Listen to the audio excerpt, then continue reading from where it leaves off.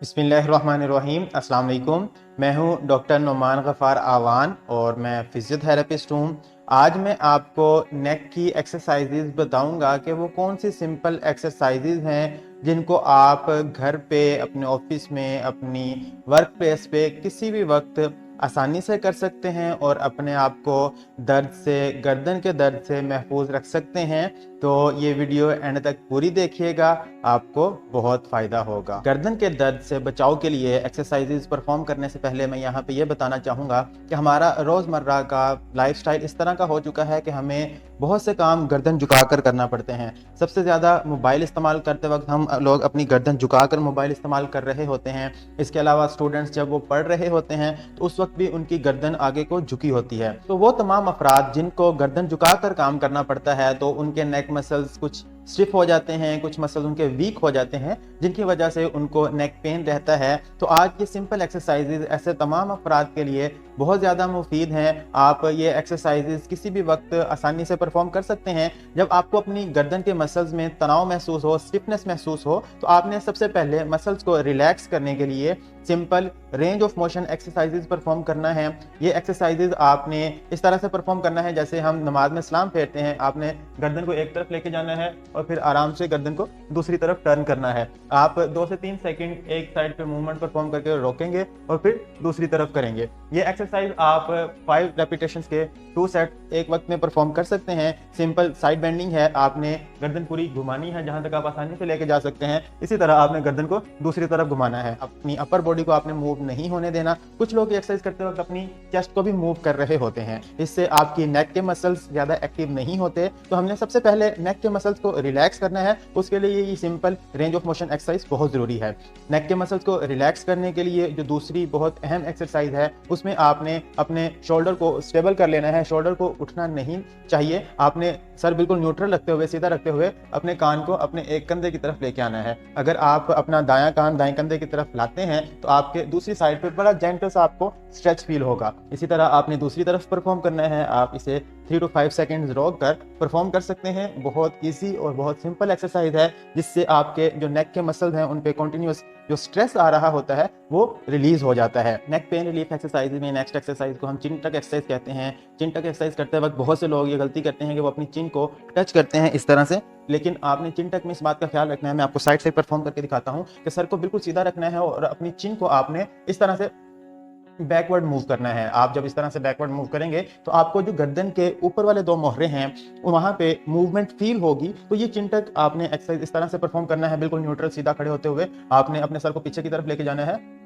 अगर आपको इस तरह पीछे लेके जाना मुश्किल फील हो तो आप शुरू में अपनी उंगली की कमांड के साथ ये मूवमेंट कर सकते हैं और आपने इसको 5 सेकेंड एटलीस्ट होल्ड करके रखना है। ये एक्सरसाइज भी आपको पेन रिलीफ में बहुत ज़्यादा हेल्प करेगी। इसके साथ एक सिंपल सी एक्सरसाइज जिसे हम नेक की रोटेशंस कहते हैं। आपने पूरी नेक की एक सर्कुलर मूवमेंट करना है। आप सिंपली बैठ के, खड़े होकर, जिस तरह भी आप कंफर्टेबल हो आप ये एक्सरसाइज परफॉर्म कर सकते हैं। कि आपने अपने एक कंधे को देखना है, उसके बाद छत की तरफ देखेंगे, फिर दूसरे कंधे को देखेंगे और फिर नीचे मूव करेंगे। आपने कंप्लीट सर्कुलर मूवमेंट परफॉर्म करना है अपने नेक के मसल की। इसमें काफ़ी रिलैक्सेशन होगी। आप इसी तरह इसको क्लॉकवाइज और एंटी क्लॉकवाइज दोनों तरफ से परफॉर्म कर सकते हैं। कोशिश करिएगा कि हाफ सर्कल में आप इनहेल करें और नेक्स्ट हाफ सर्कल में आप एक्सहेल कर दें।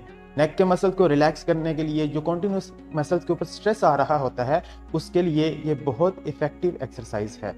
रेंज ऑफ मोशन एक्सरसाइजेज के बाद हम नेक के मसल की स्ट्रेचिंग परफॉर्म करते हैं। रेंज ऑफ मोशन एक्सरसाइज से मसल्स वार्म अप हो जाते हैं, इससे मसल काफ़ी रिलैक्स फील करते हैं। लेकिन अगर मसल के ऊपर काफ़ी ज़्यादा स्ट्रेस हो तो उसको रिलैक्स करने के लिए हमें मसल की स्ट्रेचिंग करना पड़ेगी। अपर ट्रेपीजियस की स्ट्रेचिंग हम करते हैं कि आपने अपने हाथ को अपनी बैक पे इस तरह से रख लेना है। इससे आपका ये शोल्डर स्टेबल हो जाएगा। हमने अगर राइट साइड के मसल की स्ट्रेचिंग करना है तो राइट साइड के मसल्स को आप इस तरह से स्टेबल कर सकते हैं कि आप अपना हाथ अपने बैक पे ले जाइए। अगर आप बैठ के कर रहे हैं स्टूल पे, चेयर पे, तो आप अगर उस स्टूल को या चेयर को पकड़ लेंगे तो उससे भी आपका ये शोल्डर स्टेबल हो जाएगा। उसके बाद स्टेबिलिटी के बाद आपने क्या करना है कि अपने सर को बिल्कुल सीधा रखते हुए अपने दूसरे कान को अपने कंधे की तरफ लाना है। इससे आपका यहाँ पे आपको एक स्ट्रेच फील होगा। इस स्ट्रेच को ओवर प्रेशर अप्लाई करने के लिए आप अपने दूसरे हाथ को इस तरह से ऊपर से लाइए और इस तरह आपने इसको रोक कर रखना है। शुरू में ये स्ट्रेच परफॉर्म करते वक्त कुछ लोगों को मुश्किल होती है, तो वो 5 से 10 सेकंड्स तक ये स्ट्रेच परफॉर्म कर सकते हैं।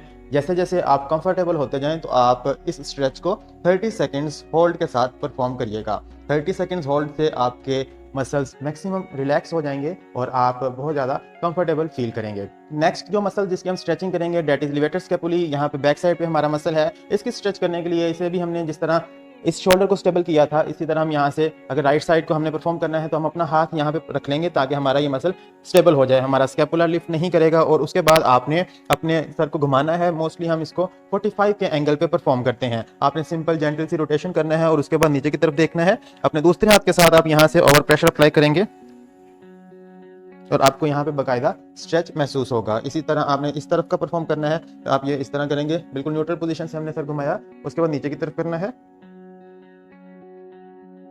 इस तरह स्टेबिलिटी के साथ हम ये परफॉर्म करेंगे। ऐसे परफॉर्म करना, स्टेबल करना आपको मुश्किल फील हो तो आप सिंपली इस तरह स्टेबल करके इसको परफॉर्म कर सकते हैं, जैसे आपने पहले स्ट्रेच में अपने शोल्डर को स्टेबल किया था।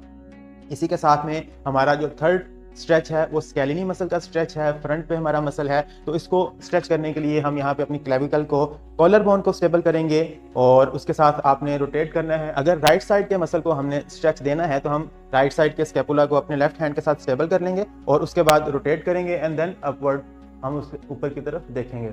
यहाँ पे बाकायदा आपको स्ट्रेच महसूस होगा। इसी तरह आपने यहाँ पे क्लेविकल को स्टेबल किया, रोटेट किया और फिर ऊपर की तरफ देखना है।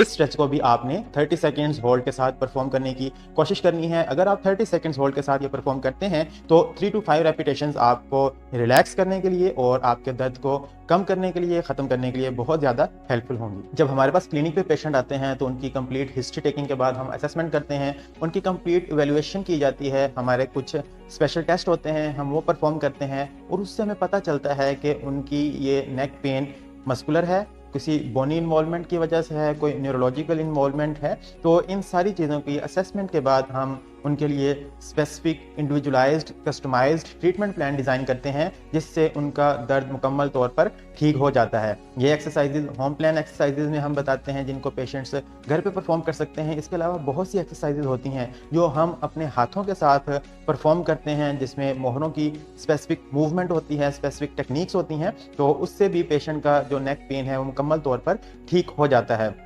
तो अगर आप या आपके आसपास किसी भी फर्द को इस एक्सरसाइज की ज़रूरत है या वो अपना चेकअप करवाना चाहते हैं, इस तरह के दर्द में मुब्तला हैं, तो वो हमारे पास क्लिनिक पे तशरीफ़ ला सकते हैं। आप नीचे दिए गए नंबर्स पर रब्ता करके हमसे क्लिनिक पे अपना चेकअप करवा सकते हैं। मैं उम्मीद करता हूँ कि आपको आज की वीडियो पसंद आई होगी। आप कोई बात पूछना चाहते हैं या अपना फीडबैक देना चाहते हैं तो कमेंट्स में ज़रूर लिखिएगा। अपना और अपने प्यारों का बहुत सारा ख्याल रखें, दुआ में याद रखिएगा। अल्लाह हाफिज़।